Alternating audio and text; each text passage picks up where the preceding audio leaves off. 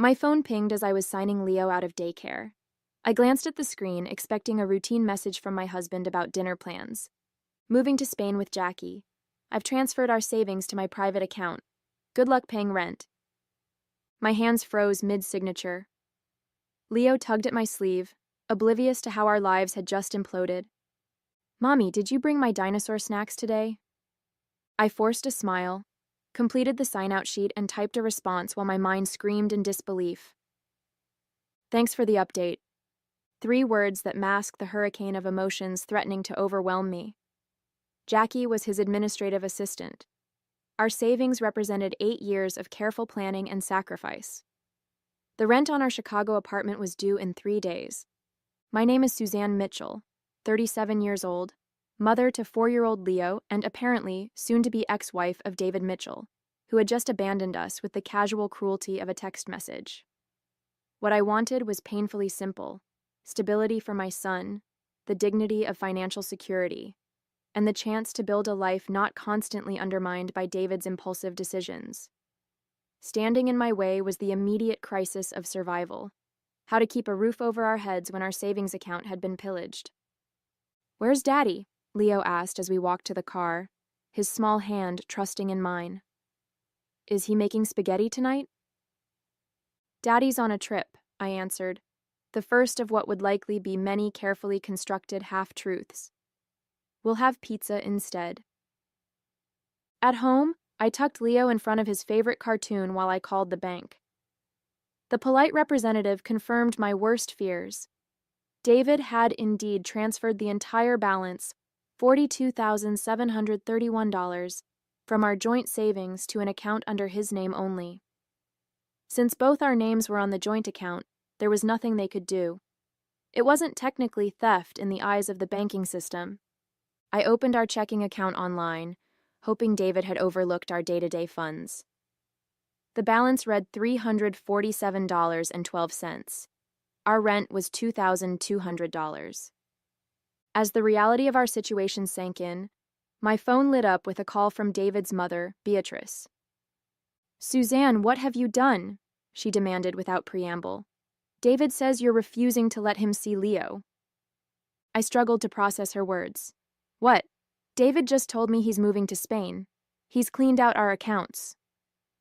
"Don't lie to me," she snapped. "He showed me the text messages. You're threatening to keep Leo from him unless he pays you more alimony. I've raised a better son than that, and he won't be bullied." As Beatrice continued her tirade, a sickening realization dawned. David wasn't just abandoning us. He was actively creating a fictional narrative where I was the villain. And based on the conviction in his mother's voice, she believed every word. This wasn't just about survival anymore. It was about truth, justice, and my son's future. David and I met 9 years ago at a publishing conference in New York. I was an ambitious editor at Horizon Books, while he was working in marketing for a rival publisher. He pursued me with the same charismatic intensity that initially made him successful in his career: handwritten notes, thoughtful gifts, ambitious date plans. Within 6 months, we were married in a small ceremony overlooking Lake Michigan. The first years were good ones. We moved to Chicago for my promotion to senior editor, and David easily found a marketing position at a local firm. We bought a modest condo, traveled occasionally, and planned for our future. When Leo was born 4 years ago, we agreed I would take a step back from work to focus on motherhood while David's career supported us. I transitioned to freelance editing, working from home around Leo's schedule. The shift in our financial dynamic coincided with subtle changes in David's behavior. Small expenses would appear on our credit card without explanation. He began working later, citing the need to make up for your reduced income. His mother, who had always viewed me as somehow beneath her son, became more involved in our lives, often undermining my parenting decisions when she visited. "Leo needs a firmer hand," she would say, while David remained silent. "Suzanne is too soft with him." 2 years ago, we sold our condo and moved to a rental apartment, after David convinced me we could use the equity to invest in his friend's startup. The investment failed within 8 months, but David's explanations about market volatility seemed plausible enough. When I suggested returning to full-time work, he insisted it wasn't necessary and that Leo needed me at home. "Trust me," he would say. "I've got everything under control." I did trust him, though doubts occasionally surfaced. Like when I discovered receipts for dinners on nights he claimed to be working late, or when he became defensive about his phone, keeping it face down and taking calls in another room. Each time, his explanations seemed just reasonable enough to quiet my suspicions. 3 months ago, David announced he'd been offered a promotion that would require occasional international travel. The increased income would help rebuild our savings, he explained. Around the same time, he mentioned Jackie, a new administrative assistant who was amazingly efficient at organizing his schedule. Last week, I found a Barcelona travel guide hidden in his desk drawer. When I asked about it, he laughed it off. The team might open a European office someday. Just doing some preliminary research. I accepted his explanation, ignoring the slight tremor in his voice and the way his eyes didn't quite meet mine. That travel guide should have been my wake-up call. Instead, it became just another warning sign I chose not to see clearly until it was too late. The day after David's devastating text, I dropped Leo at daycare and headed to David's office, determined to confront him in person. Surely he wouldn't simply vanish without properly dissolving our marriage or making arrangements for Leo. The David I married wasn't cruel. Impulsive sometimes, but not heartless. The receptionist's expression shifted from professional welcome to discomfort when I asked for David. "I'm sorry, Mrs. Mitchell, but David no longer works here. He resigned last week." "Last week?" My voice sounded distant even to my own ears. "That's impossible. He was here Monday." She fidgeted with a pen. "I'm really not supposed to discuss personnel matters, but he submitted his resignation 2 weeks ago. Yesterday was his last day." 2 weeks. While I was planning meals and managing Leo's preschool applications, David had been orchestrating his escape. The receptionist avoided eye contact as I thanked her and walked numbly toward the elevator. In the parking garage, I called David's closest friend, Trevor. "Hey, Suzanne," he answered cautiously. "How are you holding up?" "You knew," I said, realization dawning. "You knew he was planning to leave." Trevor's hesitation confirmed it before he spoke. He made me promise not to say anything, said he needed a clean break. A clean break from his child? My voice rose despite my efforts to remain calm. From 8 years of marriage? "Look, I'm sorry. I told him it was wrong, but Jackie makes him happy. He said you and Leo would be better off without him dragging you down. Jackie makes him happy." The words cut deeper than they should have. I knew their relationship wasn't just professional, but hearing it confirmed by a mutual friend transformed suspicion into humiliating certainty. "Did he tell you he emptied our bank accounts?" I asked. Trevor's silence spoke volumes. "Christ, Suzanne, I had no idea he'd go that far." His voice dropped. "That's messed up." After ending the call, I sat in my car, the full scope of David's betrayal washing over me.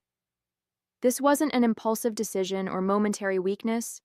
It was a calculated escape, meticulously planned while he played the role of committed husband and father. When I arrived home, a certified letter awaited me. Inside was a petition for divorce, filed by David a week earlier, citing irreconcilable differences. The document listed his new address in Barcelona and requested that all parental rights and obligations remain with the mother, with no visitation or custody granted to the father. He was legally abandoning Leo while simultaneously portraying me as the one keeping them apart. Attached was a note from David's lawyer. "Mr. Mitchell has indicated you have substantial savings to cover your needs during this transition. He will not be providing spousal or child support." I slumped onto the couch, documents scattered around me. Every aspect of our life together now appeared as a carefully constructed lie. The man I married, or thought I married, had been plotting his exit for weeks, possibly months, ensuring he escaped with our financial resources while creating a narrative that painted him as the victim. My phone pinged with a message from David. landed in Barcelona. Don't try to contact me. My lawyer will handle everything. Anger began to replace shock. For Leo's sake, I needed to think clearly. First step, secure our housing situation before the rent came due. Second, document everything for the divorce proceedings. Third, find a lawyer who could help me navigate this nightmare. For the first time since receiving David's message, I allowed myself to cry, not from heartbreak, but from the overwhelming realization of what I was facing. When the tears subsided, one thought remained clear. David had underestimated me. He had always underestimated me. 3 days after David's departure, I sat across from Vivian Aguilar, a divorce attorney recommended by a college friend. Her office was modest but orderly, much like Vivian herself. "Let me be clear," she said after reviewing my documents. "What your husband did is reprehensible, but not entirely illegal. Since you were married, he had legal access to those joint accounts. Even if he was planning to abandon us?" My voice cracked, despite my efforts to remain composed. "The good news is judges don't look kindly on this kind of behavior. We can petition for emergency child support and potentially freeze any remaining assets." She leaned forward.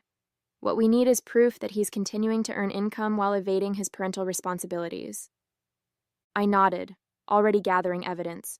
Screenshots of David's text messages, bank statements showing the massive withdrawal, the certified divorce petition.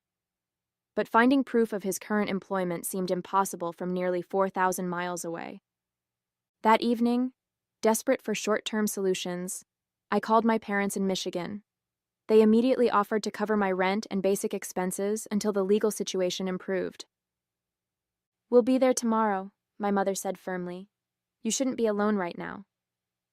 Her support loosened something tight in my chest. With Leo safely tucked into bed, I turned my attention to David's abandoned desk.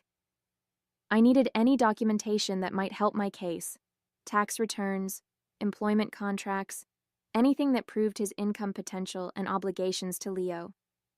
In the bottom drawer, beneath a stack of old warranties, I found a sealed envelope addressed to David's mother.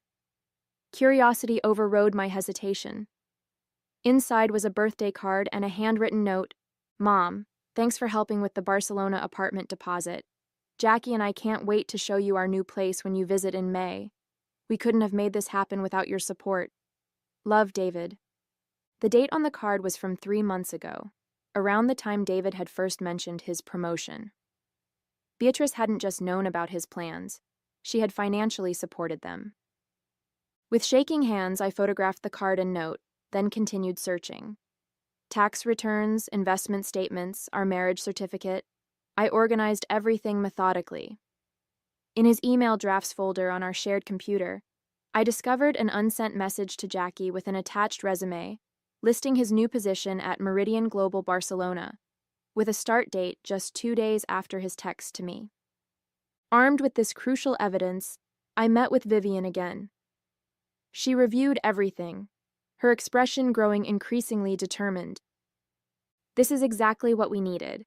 We can file for emergency orders today: child support, freezing of marital assets, and potentially even an order for him to return to the jurisdiction." Hope flickered for the first time since David's text. What happens next? First, we file the emergency motions. Then, we depose Beatrice about her involvement. If David has started working in Spain while abandoning his child, we'll make sure the court understands exactly what happened. The following day, buoyed by this progress, I received a message from David's lawyer: an offer of $5,000 in full settlement of all claims. "They're testing your desperation," Vivian advised when I forwarded it to her. "Don't engage." That night, I received a direct message from David. "Take the settlement, Suzanne. You won't get more, and fighting will just drain what little I've offered. Be reasonable for once." His condescension ignited a quiet fury. I didn't respond, but I saved the message as evidence of his attitude toward his responsibilities. 2 days later, we secured an emergency hearing date. That same afternoon, I received an unexpected call from Jackie's ex-roommate, Bethany, who had discovered my contact information in Jackie's abandoned belongings. I thought you should know what they were planning, Bethany said, her voice hesitant. Jackie's been talking about this for months, how they were going to start fresh in Spain without any baggage. She even bragged about how David was setting aside money where you couldn't touch it. My momentary optimism crumbled as Bethany continued, describing conversations she'd overheard between Jackie and David about creating offshore accounts and establishing residency in Spain specifically to complicate legal proceedings. They have a whole plan to make fighting them so expensive and difficult that you'll eventually give up, Bethany concluded. I'm sorry. I just thought you deserved to know what you're up against. The morning of our emergency hearing, I woke to another text from David.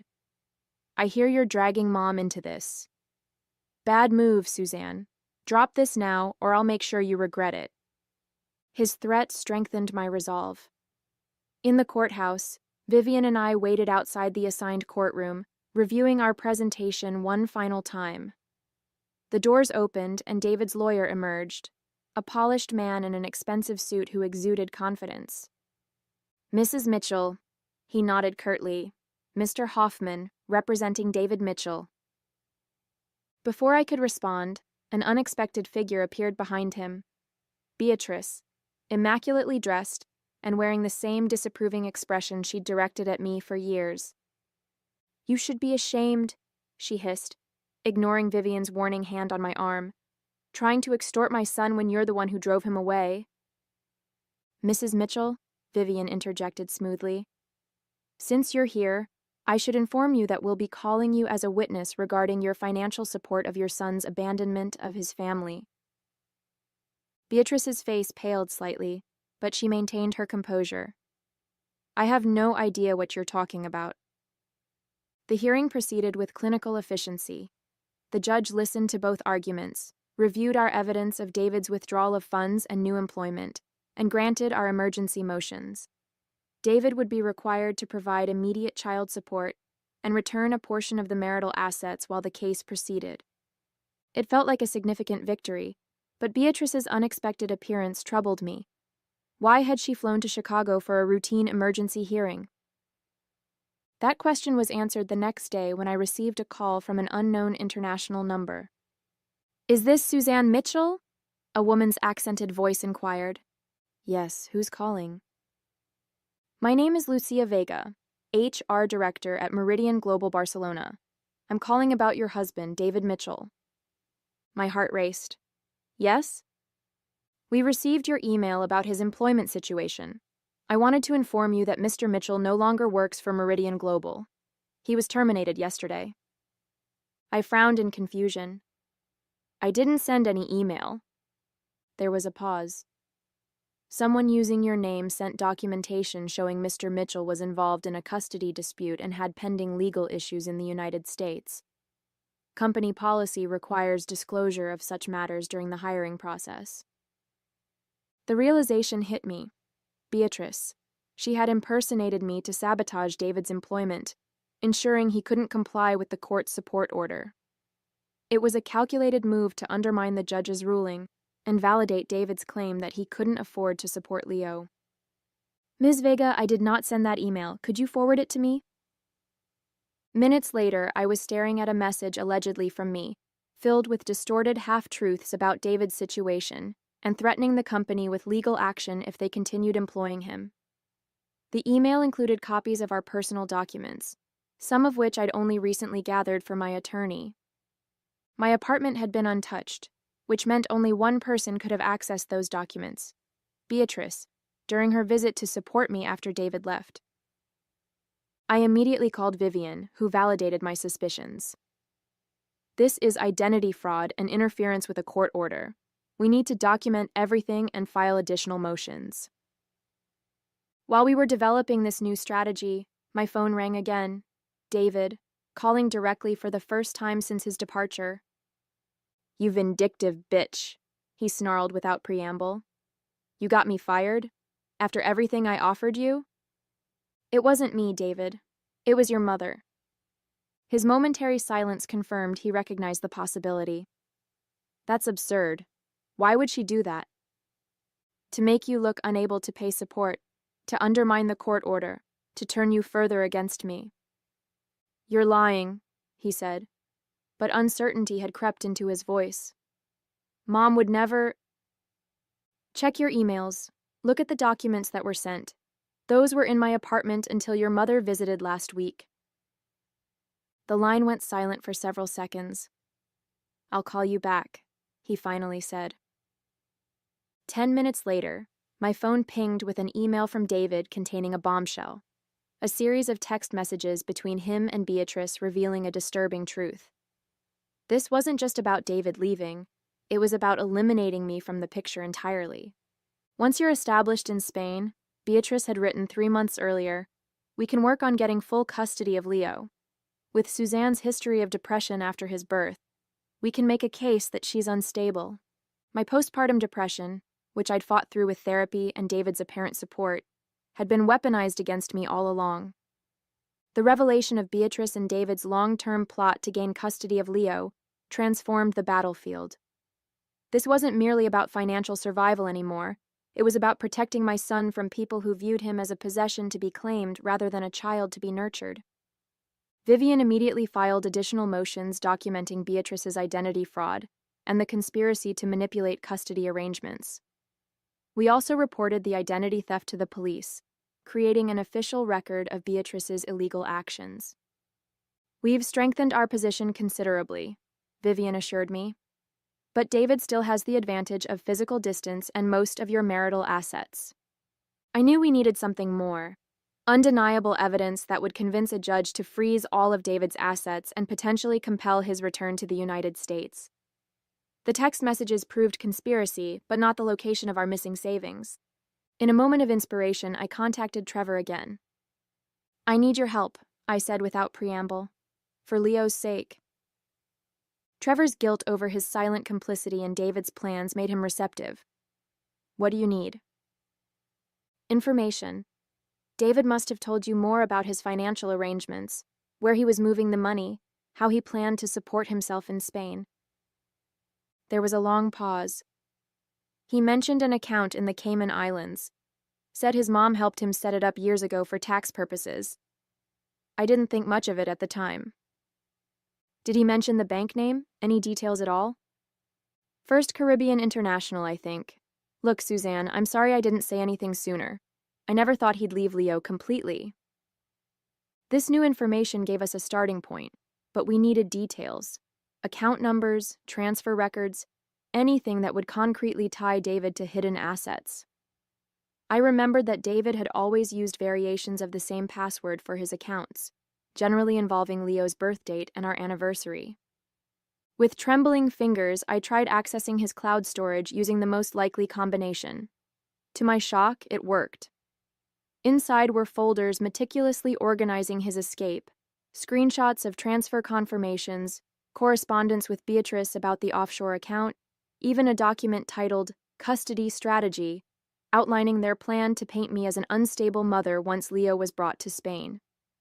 I immediately forwarded everything to Vivian, who called back within the hour, her voice tense with controlled excitement. This is exactly what we needed. I'm filing for emergency orders freezing the Cayman account and requesting international enforcement. 2 days later, we received our first major victory. The judge granted our motion to freeze David's offshore account pending further investigation. David's lawyer immediately filed a counter motion accusing me of illegal hacking, which momentarily threatened our progress. Then came the unexpected complication. Jackie called me directly.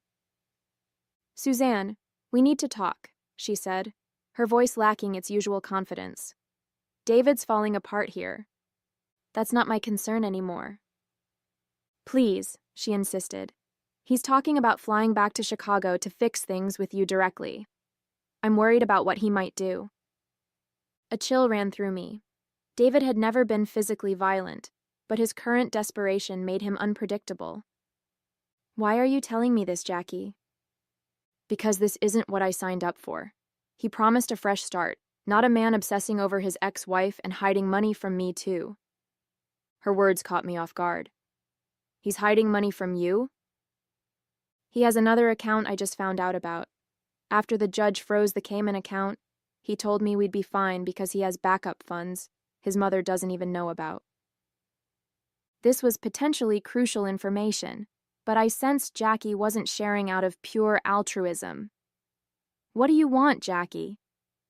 "Protection," she said simply. "When David finds out I've talked to you, he'll turn on me too. I need assurance that I won't face legal consequences for my role in this. I can't promise anything without consulting my attorney." "Then figure it out quickly," she replied, "because David booked a flight to Chicago for tomorrow. And Suzanne? He seemed different when he told me. Scary different." After consulting with Vivian, we crafted a proposal: immunity for Jackie in exchange for complete documentation of all accounts and a sworn statement about David and Beatrice's conspiracy. Jackie agreed immediately, sending bank statements showing a second account in Liechtenstein containing the bulk of our marital assets, over $200,000. With this final piece of evidence, we secured an emergency restraining order just hours before David's scheduled arrival in Chicago. When his plane landed, airport security would be waiting. David's return to Chicago unfolded exactly as we had planned. Airport security detained him upon landing, serving him with both the restraining order and court summons for an emergency hearing the following morning. His phone call to me from the airport security office vibrated with barely controlled rage. "What the hell is this, Suzanne?" "I came back to work things out." "With a one-way ticket and no hotel reservation?" I countered, Jackie's intelligence having proved accurate. "The court hearing is at 9 tomorrow. I suggest you find a lawyer." In the courtroom, David appeared disheveled and defensive, clearly unprepared for the mountain of evidence we presented: the offshore accounts, the identity fraud, the custody conspiracy, and most damning, Jackie's sworn statement detailing how he had planned the abandonment for months while systematically hiding marital assets. The judge's expression grew increasingly severe as Vivian methodically built our case. When she presented the custody strategy document outlining their plans to use my postpartum depression against me, David visibly wilted. "Your Honor," Vivian concluded, "we request immediate return of all marital assets, full custody of the minor child to my client, supervised visitation only for the father, and a forensic accounting of all funds hidden by Mr. Mitchell and his mother." When David's hastily retained attorney attempted to paint me as the aggressor who had forced David to protect his assets, the judge cut him off. "Counsel, I've reviewed the evidence. Your client systematically defrauded his wife, abandoned his child, and conspired to manipulate this court. Save your creative interpretations." The judge's ruling was comprehensive. All identified accounts were frozen and placed under court supervision. David's passport was confiscated pending resolution of the financial issues. Temporary full custody was granted to me, and a referral was made to the district attorney's office to investigate potential criminal charges against both David and Beatrice for identity fraud and conspiracy. As David stared at me across the courtroom, I met his gaze steadily, no longer the desperate woman he had expected to find. In his eyes, I saw the dawning realization that his carefully constructed escape had become his prison. In the months following the court's ruling, the full consequences of David's actions unfolded with a certain poetic justice. The forensic accounting uncovered not just our marital assets, but additional funds Beatrice had hidden for tax purposes. Both faced civil penalties. Beatrice was also charged with identity fraud for impersonating me to Meridian Global. David's attempts to rebuild his life in Chicago floundered. His industry reputation was tarnished by the public court records detailing his abandonment and financial dishonesty. Jackie returned to Spain alone, her immunity agreement having served its purpose for both of us. The divorce finalized with terms heavily favoring me and Leo. Full custody with David granted only supervised visitation, which he rarely exercised. Complete restoration of our marital assets plus legal fees, and substantial child support indexed to David's future earnings to prevent him from deliberately remaining underemployed. Most satisfying was watching Beatrice's carefully constructed social facade crumble when her country club friends discovered she had committed identity fraud to sabotage her own son's employment. The woman who had judged me for years now faced judgment from her peers. 6 months after David's text upended our lives, Leo and I moved into a small but comfortable condo purchased with the recovered funds. A home that was truly ours, with no shadows of betrayal lingering in its corners. "Is Daddy ever coming to visit?" Leo asked one evening as I tucked him into his new dinosaur-themed bedroom. "I don't know, sweetheart," I answered honestly, "but we're going to be okay either way." And we were. I returned to full-time editing with a publishing house that offered flexible hours for parents. Leo thrived in his new preschool. The acute pain of David's betrayal gradually transformed into something quieter, a hard-earned wisdom about resilience and self-reliance. Sometimes life's cruelest moments become unexpected catalysts for growth. David's parting text, "Good luck paying rent," had been intended as a devastating final blow. Instead, it became the first line of a story about finding strength I never knew I possessed.